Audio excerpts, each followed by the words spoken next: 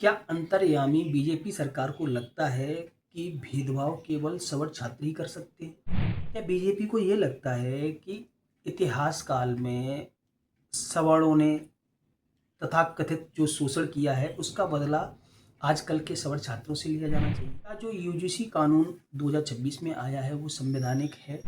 UGC कानून को लेकर के जो भारी विरोध हो रहा है सोशल मीडिया से लेके सड़कों पर और यूनिवर्सिटियों में बहुत सारे छात्रों द्वारा, क्या ये भी सही है? नमस्कार दोस्तों, एक बार फिर से स्वागत है आपका मेरे यूट्यूब चैनल पर। दोस्तों, हाल ही में बीजेपी सरकार ने यूजीसी कानून को मंजूरी दे दी है। उस यूजीसी कानून में जो प्रावधान है एससी, एसटी, ओबीसी और अन्य पिछड़ा वर्ग के लोगों के साथ यदि भेदभाव होता है तो इस कानून के तहत वो शिकायत कर सकते हैं सवर्णों के खिलाफ। इस कानून में कुछ खामियां भी हैं, कुछ अच्छाइयां भी हैं। दोनों को मैं पॉइंट टू पॉइंट बताने की कोशिश करता हूँ। जैसे कि रोहित वेमुला के केस में हुआ, उस भेदभाव के कारण उन्होंने आत्महत्या की। और जैसा कि पायल तड़वी के केस में हुआ, उनके साथ बहुत सारा जातिगत भेदभाव हुआ जिसके कारण उनको भी आत्महत्या करनी पड़ी। और 2020 से 25 के बीच में ऐसे भेदभाव के बहुत सारे केस हुए जिनके कारण एससी एसटी छात्रों को आत्महत्या करनी पड़ी। ये भेदभाव को वास्तव में समाज से मिटाना चाहिए और सभी को इसमें, चाहे वो सवर्ण हो, एससी हो, एसटी हो, ओबीसी हो, अन्य पिछड़ा वर्ग, सभी को मिलकर के इसमें सहयोग देना चाहिए। लेकिन जो बीजेपी अभी जो कानून लेके आई है 2026, इसमें यूजीसी कानून में कुछ कमियां भी हैं। पहले के जो पुराने कानून थे उनमें प्रावधान में एससी एसटी वर्ग ही शामिल था, लेकिन इसमें बीजेपी ने ओबीसी और अन्य पिछड़ा वर्ग को भी शामिल कर दिया है। देखो, मोस्टली केसों में ये देखा गया है, आंकड़े के तौर पे बता रहा हूँ, मैं किसी भी द्वेषपूर्ण भावना से नहीं बोल रहा हूँ, आंकड़ों के आधार पर बताता हूँ कि एससी एसटी वालों के साथ में सबसे ज़्यादा भेदभाव ओबीसी वर्ग द्वारा किया जाता है। वैसे तो एससी एसटी वालों के साथ में भेदभाव एससी एसटी वर्ग के द्वारा भी किया जाता है। उसके लिए कोई विशेष वाली बात नहीं कि सवर्ण छात्र ही या सवर्ण लोग ही एससी एसटी वालों के साथ में भेदभाव करते हैं। ये बात अलग अलग है। बहुत सारे रिपोर्ट हैं जिसमें बिहार की भी रिपोर्ट है, उसमें ऐसा बताया गया है कि एससी एसटी की जो बहुत निचली जातियां हैं, क्योंकि एससी एसटी में भी कुछ अपनी जातियों को ऊंचा समझते हैं, कुछ निचला समझते हैं, उनके आपस में ही बहुत सारे भेदभाव हैं, वो आपस में संबंध भी नहीं रखते हैं।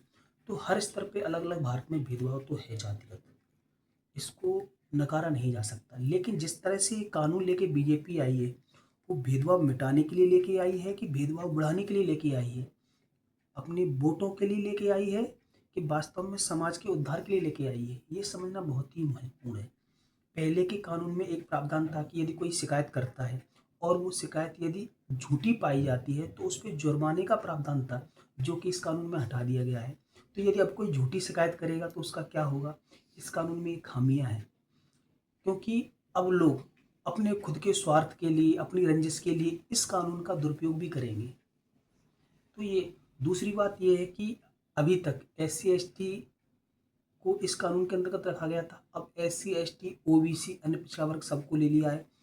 क्या बीजेपी सरकार को लगता है कि केवल भेदभाव सवर्ण लोग ही करते हैं, बाकी लोग नहीं करते?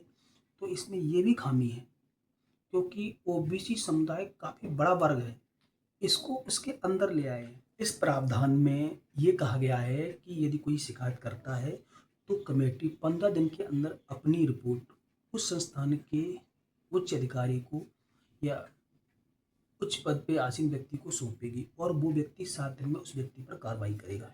इतनी कम समय में झूठी शिकायत हुई और कार्रवाई हो गई तो उसका सॉल्यूशन क्या रहेगा? उसका जीवन छात्र का बर्बाद हो जाएगा।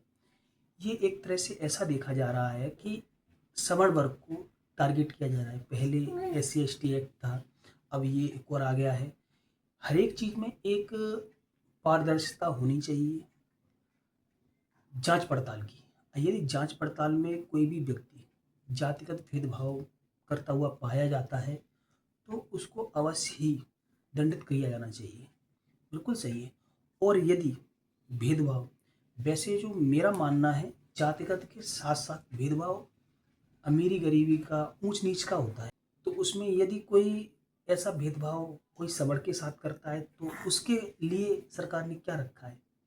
क्या बीजेपी सरकार को लगता है कि सवर्ण व्यक्ति साथ में तलवार लेके घूमता है कि उसके साथ भेदभाव होगा तो वो अपना स्वयं युद्ध करेगा या स्वयं अपनी रक्षा कर पाएगा? तो इन प्रावधानों में कुछ चीज़ों को क्लियरली सरकार को मेंशन करना चाहिए, थोड़ा सा इसमें समझदारी से चेंजेस करने चाहिए और बड़ी पारदर्शिता वाली कमेटी बनानी चाहिए कि यदि गलत पाए जाते हो तो उस पर जुर्माना अवश्य होना चाहिए, अन्यथा इस कानून का दुरुपयोग ज़्यादा हो सकता है।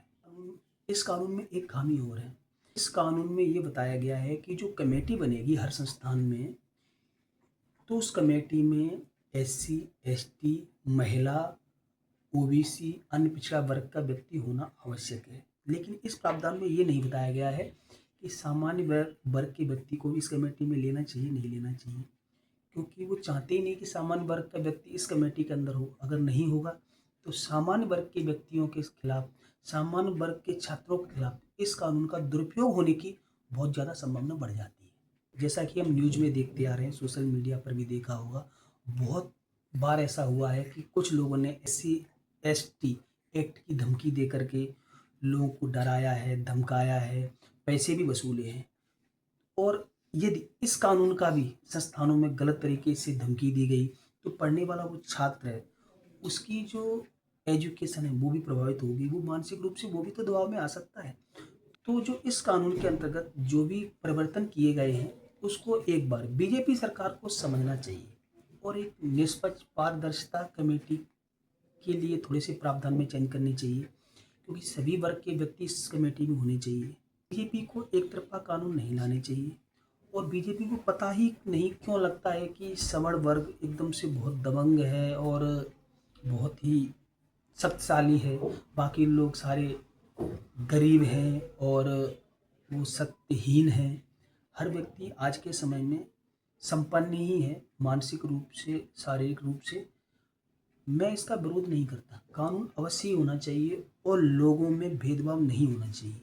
हालांकि इस कानून का बहुत सारा विरोध हो रहा है। सिटी मजिस्ट्रेट यूपी में एक व्यक्ति ने अग्निहोत्री करके उन्होंने अपना इस्तीफा दे दिया, योगी जी ने कार्रवाई करके उनको सस्पेंड कर दिया है।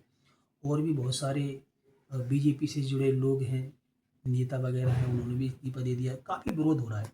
दोस्तों, आपकी इस पर क्या राय है, इस कानून पर? मुझे प्लीज़ कमेंट में बताइए। यदि हमारी बात आपको अच्छी लगी हो, वीडियो अच्छा लगा हो, तो प्लीज़ लाइक कर दें और इस वीडियो को लोगों तक पहुंचाएं, सरकार तक पहुंचाएं और मेरे चैनल को सब्सक्राइब कर लें। मिलते हैं अगले किसी